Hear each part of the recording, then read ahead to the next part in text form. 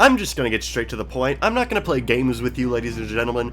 I think Astram is an irredeemable piece of trash. Now, hold on. I know a lot of you have never played the Arcanea Saga, but even if you're uninformed, this video is still for you, because you see, I'm going to detail what fuels my unrelenting disdain for this foolish creature in a way that's easy for everyone to understand. By the end of this magical experience, you too will understand why I wake up every morning with a cup of fresh hatred for Astram, and why he is truly the worst Fire Emblem character. Before all that though, I actually posted a trailer and Steam page for my very own strategy game I'm working on yesterday that's actually inspired by Fire Emblem, and I'd really appreciate it if you checked it out. You can also like, comment, and subscribe if you enjoy the contents of the video, as it helps out the channel. Now, let's get right into why Astram should be vaporized. Generally, I think power scaling is silly. Like, to paraphrase my friend that I'm in a One Piece group chat with, "Oh, Luffy shouldn't even be able to deal damage to Kaido with his reverse haki because his feats against Big Mom are blah blah blah." You know, that sort of thing doesn't really matter to me as long as the story is good. However, in games I feel like that if you hype a character up to be strong, it's important to have their gameplay reflect that. For example, Mathis is characterized as a wimp who didn't even want to go to war in the first place. Well, his bases are worse than your starting Cavaliers, so that checks out. Lysithea has 2 crests that she gained from experiments that were meant to make her extremely powerful, but they caused too much strain on her body and now she has a terminal illness. Well, she shreds everything in the game, but in turn everything shreds her, so that checks out. You see, my expectations for what the character would be like gameplay-wise were properly set by the characterization and the story. This creates good immersion and allows you to be more easily sucked into the world of the game, since everything is consistent. However, if you break this consistency, players, or at least I, can start to get annoyed. Let's look at the most recent Fire Emblem game for a good example of this. Diamant is supposed to be the leader of the literal Kingdom of Strength. This super powerful dude even wields the Royal Ring, but when you actually get the guy, he is painfully mid, and is outshined by like 80% of the cast. It's just not very fun to be rewarded with mid when you're expecting something great. Now, for my gentle viewers who have never played the Arcanea Saga, what do you think people call Astram throughout the story of New Mystery of the Emblem? That's right, the strongest man in Arcanea, the setting the game takes place in. Are you familiar with the concept of thieves in Fire Emblem? You know, those guys you just one-shot to get whatever treasure they are carrying? Now, who do you think is instantly annihilated by thieves in their own recruitment chapter? That's right, it's the strongest man in Arcanea. This is like if Goku showed up to Namek, but instead of wiping out the entire Ginyu Force with ease, he was neg-diffed by Guldo's headless corpse. Astram is probably the worst example of the entire point that this section of the video is trying to make in the entire series, by far. There are like 3 entire chapters dedicated to gassing this guy up, calling him the best to ever do it, and he is literal abysmal trash. Masalon, a character that was originally conceived as a joke character, I mean just look at his original sprite, joins in the same chapter. And you know what? He's better than Astram. If you reclass him to Sniper, he immediately gets the highest bow rank there is, allowing him to deal okayish chip damage. Now, Astram does have an equivalent A rank in swords, but this is much less exciting, since in the game's hardest difficulty, enemies always attack first, so being unable to be counterattacked is a huge virtue. Your primary sword users are already likely to obtain that rank by this point in the game anyway.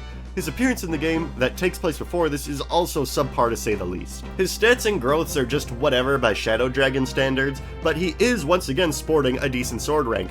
There's one problem though. After a certain point in Shadow Dragon, you just kind of stop fighting axe enemies for the most part, and you lose your weapon rank bonuses when you're at a disadvantage, meaning that if you use the weapon type Astram is actually good with, you'll always be neutral at best, but never advantageous. So, into the trash bin he goes. So much for the strongest man in Arcanea. Outside of his gameplay when he's on your team, he's also annoying when he's on the enemy's team, as he is incredibly annoying to recruit. And if there's one thing I know Fire Emblem fans hate for sure, it's annoying recruitments. The map you recruit him on in Shadow Dragon is already one of the worst maps in the series. It is almost nothing, but 10 range ballistas that can snipe you before you can even get close to them. Now, where do you think Astram is standing? That's right, in the middle of an area where like 5 of them can shoot you at once, when his wife, that you need to recruit him, can't even take 2 shots from them. Splendid. Now, his recruitment in New Mystery isn't that bad in comparison, it's just your average run up to him and talk to him affair. However, this is missing some context. There are actually 3 chapters where he's in pursuit of you, and you have the opportunity to knock his block off. Chapters 7, 8, and 9, before you get the chance to recruit him in Chapter 16. Now, if you haven't played the game yourself, you may be asking, well, what's the point in doing that? Well, my dear viewer, before your reunion with Astram, you have to endure some of the most cock-and-ball torture levels in the entire Fire Emblem series, filled to the brim with immensely powerful dragons that will have no problem tearing through your entire army. You might even recognize one of them from Engage, which I found similarly CBT-inducing. However, the one good thing about Astram is that he carries the strongest sword in the game on his person at all times, a sword that might just be helpful in your fight through the gauntlet. It also just so happens that he drops it if he's disposed of. So, ladies and gents, what we have here is a choice between a weapon we can use to make our adventure through one of the hardest segments in the game easier by getting the Mercurius 7 chapters in advance, or get some useless garbage. Well, hey, at least if you're fighting him 7 or 8 chapters in advance, he must be pretty hard, right? I mean, come on, you're fighting a boss-type character way before you're supposed to. Surely it's a meaningful and fun side challenge, right? That's right, the strongest man in Arcanea can get one-rounded by your units 7 or 8 chapters before you unlock him as a playable character. Astram might be the only character in Fire Emblem where it's more beneficial to, and easier to, just get rid of him rather than actually going through the effort of recruiting him.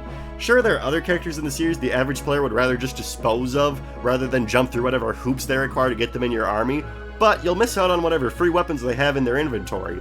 Even an extra free Iron Sword can be useful in trying times, but you always get the biggest possible contribution Astram can get you just by putting him out of his misery. Really makes you wonder what the point even is. Some people don't come to this series for the grids and numbers though, they come for the deep and rich stories and characters. So, here's a basic background on Astram. He's fiercely loyal to one of Arcanea's main characters, Nina. The other members of his faction are his wife, Midia, Dolph, Masalon, Boa, Thomas, and George. They're all fiercely loyal to their princess, and Astram even says all of his actions are derived from his loyalty to her in one of his supports.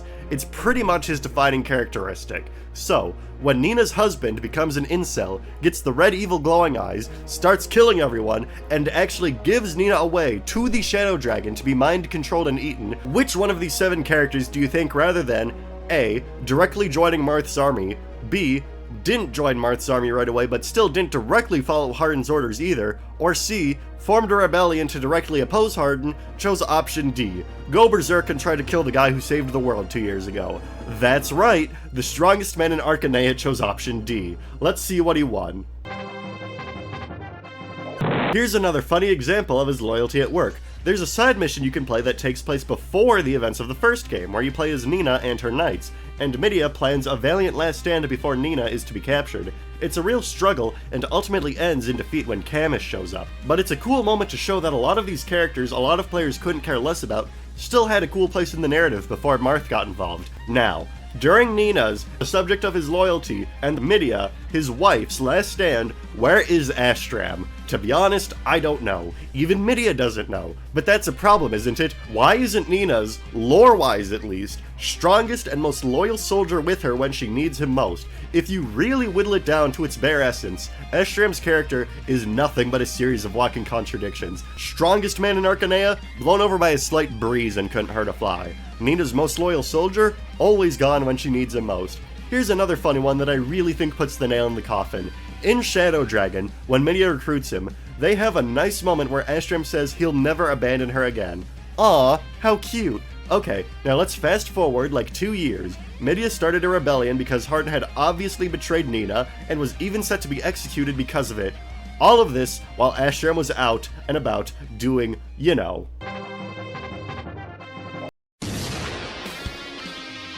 Now, to be fair, we don't know when she started this rebellion. It could have been after Marth recruited Astram, but it's funnier to assume otherwise. So, on top of all the other walking contradictions that compose this man's character, he can't even abide by his stated loyalty to his wife.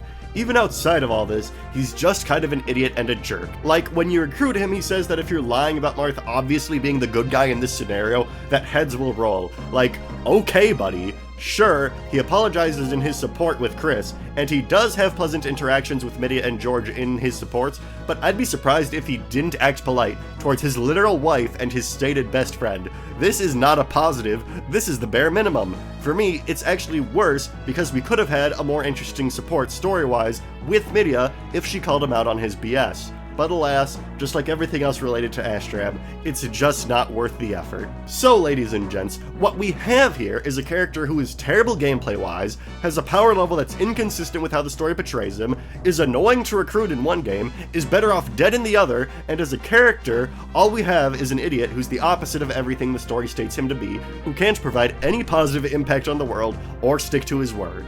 He provides absolutely nothing of value, and that is why he is the worst Fire Emblem character. But oh baby, if you thought this video would end here, you're dead wrong. After all, maintaining the agenda is our top priority. So now that I've explained why I think Astram is the worst, I'm going to go over other popular contenders for the worst character in the series and tell you how they're actually better than Astram. Makalov is a gambling-addicted loser. People primarily don't like him because he got into such large amounts of debt that his sister had to leave the Royal Knights, and that he ruined Astrid by becoming her boyfriend.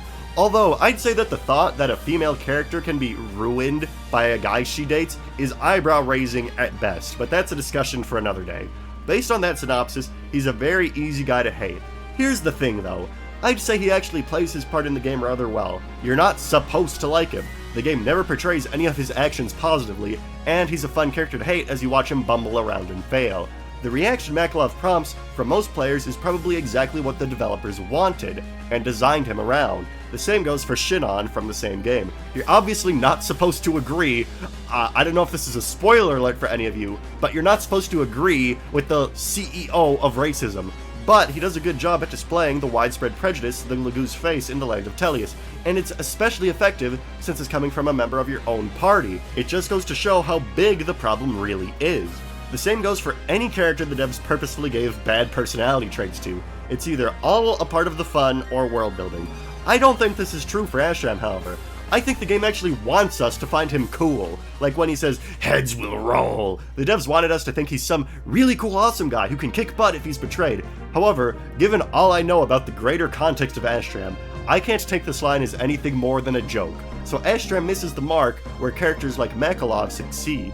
Now let's see who else is here. Well, I already made a video about why Peri is pretty chill actually, so you can just go watch that if you want more info, and I guess Edelgard is in the thumbnail too. Listen folks, I don't think she's actually that bad outside of her annoying boss fight in Blue Lions, which I am very famous for hating on this channel. I just put her there because that's how the Fire Emblem YouTube metagame works, baby. I mean, just look at Gast's channel. It's like 90% Edelgard. This is it, by the way. This is the entire gag for this paragraph of the video. It's just Gast's channel.